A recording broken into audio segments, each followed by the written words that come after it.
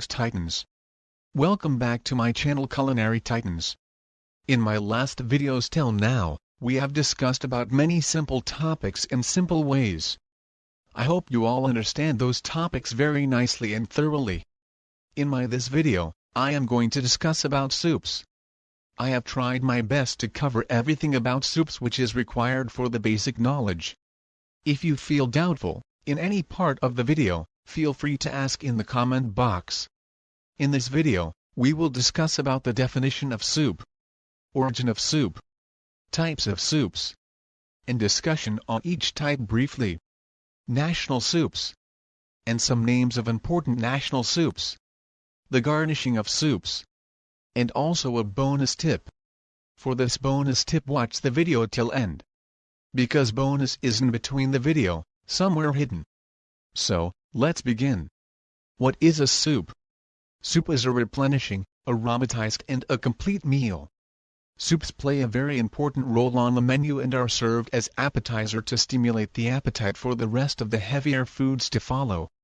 Soups are served as a second course after the serving of hors d'oeuvres. If hors d'oeuvres is not served, then the soups are served as a first course. Soup, according to the dictionary, is a liquid food derived from meat, poultry, fish, or vegetables. Most of these soups, no matter what their final ingredients may be, are completely based on stock. Thus, the quality of the soup depends on the quality of the stock used in the preparation of the soup. This is just a definition, and there is no hard fast rule that every preparation has to be in the same way each time. What matter most is the techniques, ingredients and of course the taste. Now let's know about the history of soup. The word soup comes from French word soup, broth, which further comes from Latin word soupa, bread soaked in broth. The origin of soup dates back to about 6000 BC. First commercial soup was consumed in France in the 16th century. So, according to famous French chef Escoffier classification of soups, we have clear soup, purees, coulis, bisques, velouté, cream soup, special soup, vegetable soup, and national soup or foreign soup. But nowadays it have some changes in the modern classification of soups.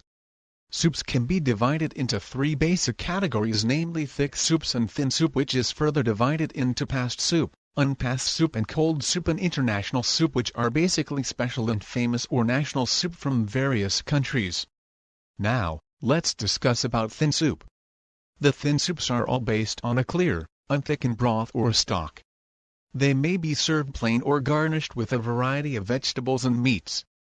Thin soup is further divided into two categories, that is passed or clear soup and unpassed soup.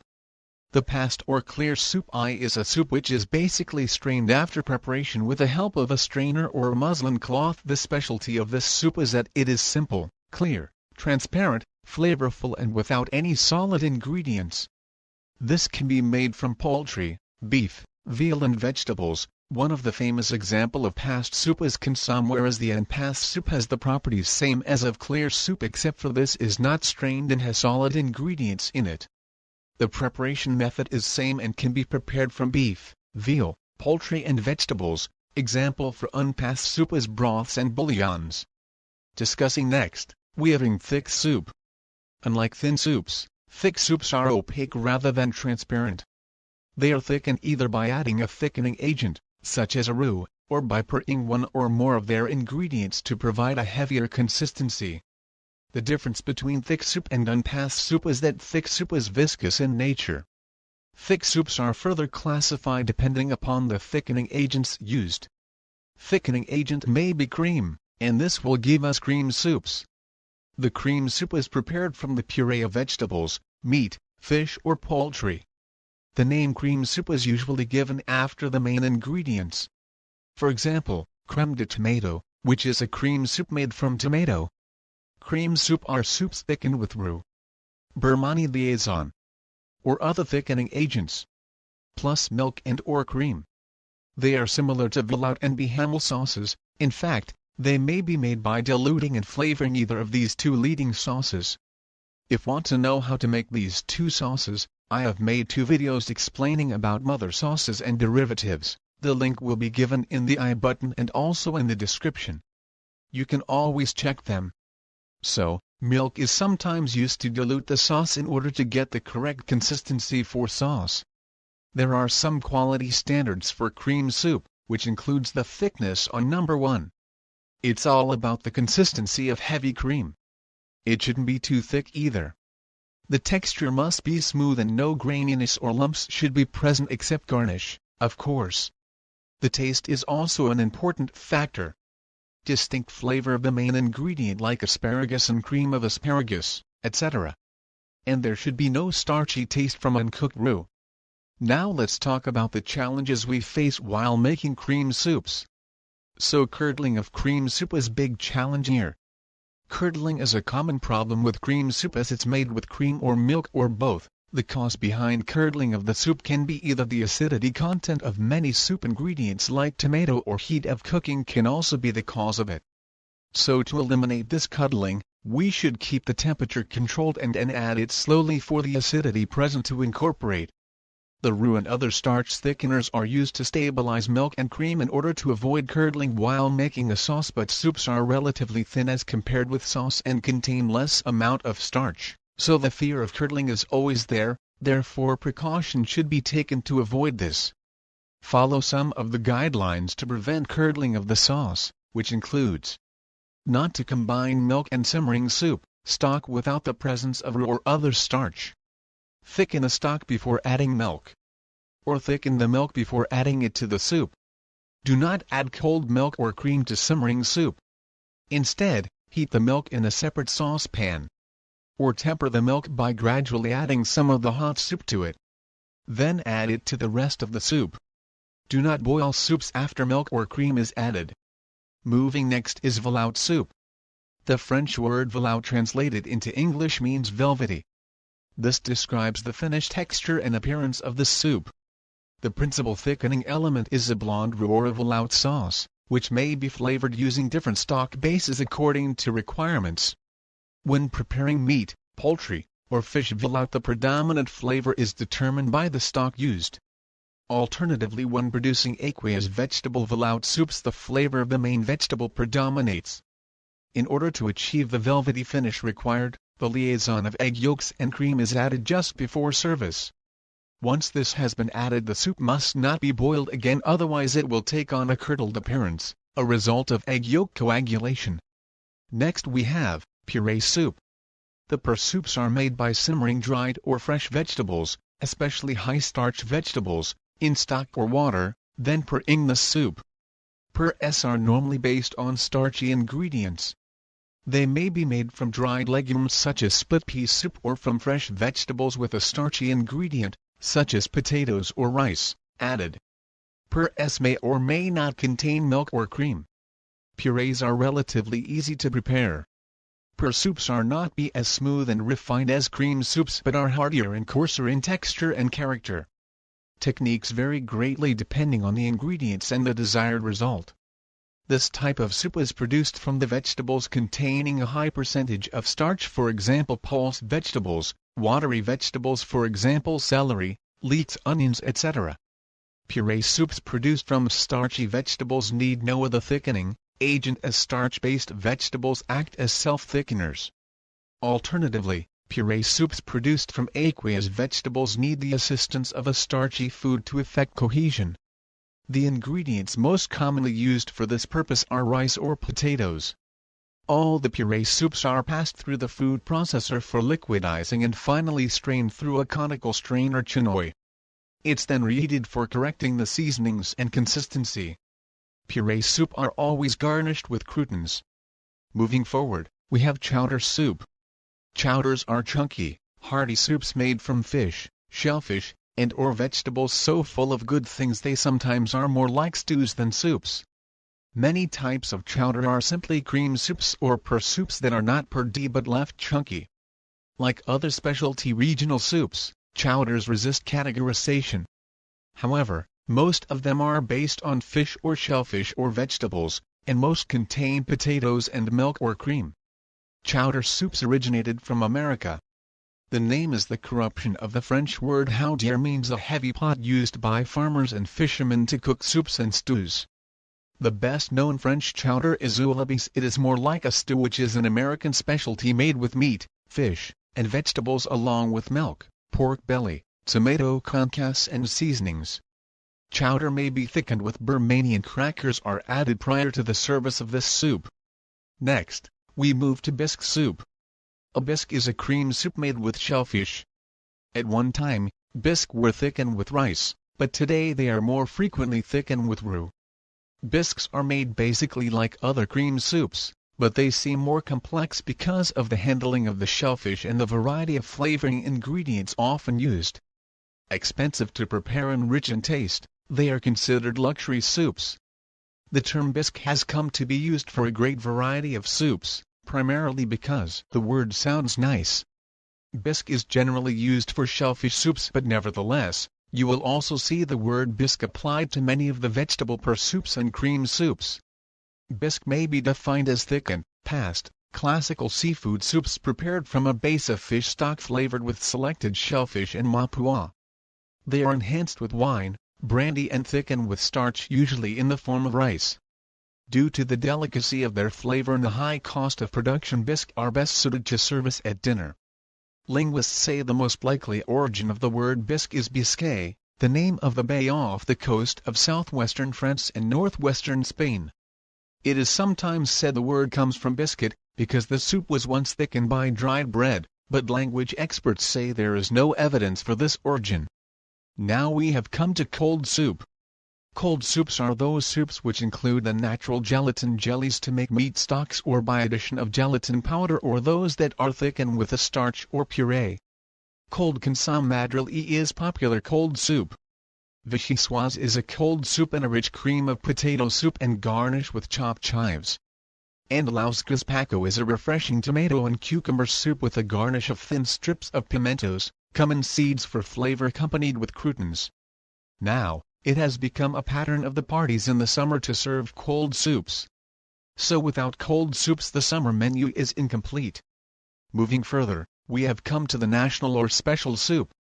Special soups are those that are made with unusual ingredients and are prepared by a distinctive method. So they are termed as national soups. There are numerous varieties of international soups such as cold, hot, thin or thick, etc. International soups are those soups which are originated from the different places and locality within the different countries. These soups are basically having a great tradition, and that why they are known by their country. They are placed in a different category. Also, their names should appear on the menu in the language of the country of its origins, as they have different origins. Some of famous international soups includes minestrone from Italy, green turtle soup from England, French onion soup from France, petite marmite from France, Scotch broth from Scotland, mulligatawny from India, gazpacho from Spain, Manhattan clam chowder from America, camaro from Brazil, labra crotal from Germany, paprika from Hungary, borщ polonais from Poland, hodgepot flamanda from Belgium, cock-a-leekie from Scotland, creole from New Orleans, mock turtle soup from USA, bouillabaisse à la provençale from France, chicken broth from England, busecca from Italy, alla podrida from Spain, oxtail soup from England, vichyssoise cold from USA, zuppa pavis from Italy. These are all the national soups of different countries. The next topic was not required, but I have covered it just as a bonus tip. This topic is service of soup. The standard portion sizes of soup during the appetizer portion should be between 6 to 8 ounces, that is 200 to 250 milliliters. And when it is a part of main course, the portion goes between 10 to 12 ounces, that is 300 to 350 milliliters. The standard temperature is to serve hot soups hot, in hot cups or bowls, and serve cold soups cold, in chilled bowls, or even nested in a larger bowl of crushed ice. Then comes holding for service. Strangely enough, some chefs who take the greatest care not to overcook meats or vegetables nevertheless keep a large kettle of soup on the steam table all day. You can imagine what a vegetable soup is like after 4 or 5 hours at that temperature. Small batch cooking applies to soups as well as to other foods. Heat small batches frequently to replenish the steam table with fresh soup. Consomme and some other clear soups can be kept hot for longer periods if the vegetable garnish is heated separately and added at service time. Everything we discussed about soups requires some last-minute magical final touches, that includes garnishing. Soup garnishes may be divided into 3 groups: toppings and accompaniments. Garnishes in a soup. Major ingredients, such as the vegetables in clear vegetable soup, are often considered garnishes. This group of garnishes also includes meats, poultry, seafood, pasta products, and grains such as barley or rice. They are treated as part of the preparation or recipe itself, not as something added on. Consomme are generally named after the garnish, such as consomme brunoise, which contains vegetables cut into brunoise shape. About brunoise, there is another video made by me, explaining the cuts of vegetables clearly. You can check it from the link in description. Vegetable cream soups are usually garnished with carefully cut pieces of the vegetable from which they are made. An elegant way to serve soup with a solid garnish is to arrange the garnish attractively in the bottom of a heated soup plate. This plate is set before the diner, and then the soup is ladled from a tureen by the dining room staff. Now about types of garnishes, begin with toppings. Clear soups are generally served without toppings to let the attractiveness of the clear broth and the carefully cut vegetables speak for themselves. Occasional exceptions are toppings of chopped parsley or chives. Thick soups, especially those that are all one color, are often decorated with a topping. Toppings should be placed on the soup just before service so they won't sink or lose their fresh appearance. Their flavors must be appropriate to the soup. Do not overdo soup toppings. The food should be attractive in itself. Topping suggestions for thick soups include the fresh herbs parsley, chives, chopped croutons, fine julienne vegetables, grated Parmesan cheese, sliced almonds, toasted crumbled bacon, grated cheese paprika, sieved egg yolks, flavored butter, chopped or diced egg white, flavored oil, fried herbs, such as parsley, sage, chervil, celery leaves, leek julienne, sour cream, Sierra Frahi, or whipped cream, either plain or flavored with herbs or spices. Next type of garnishes are accompaniments. American soups are traditionally served with crackers. In addition to the usual saltines, other suggestions for crisp accompaniments are Melba toast, cheese straws, corn chips, whole grain wafers, breadsticks, profiteroles, tiny unsweetened cream puff shells, etc.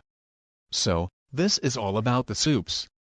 I know there would be a lot of doubts still not clear about many topics of soup. And that's really very good. So now, hit the comment box and get them cleared by me all the way. If you find this video any much informative, then hit the like button as a token of appreciation. For more videos and more information about culinary things, keep supporting by subscribing to my channel. And this have been very great news to that now we have been a family of more than 300 titans, all the way crazy about the culinary. But we need more family members to come and join, so keep sharing my videos to your culinary interest friends, family, colleagues. I will see you in my next video, with a new topic. Till then. Goodbye. Titans.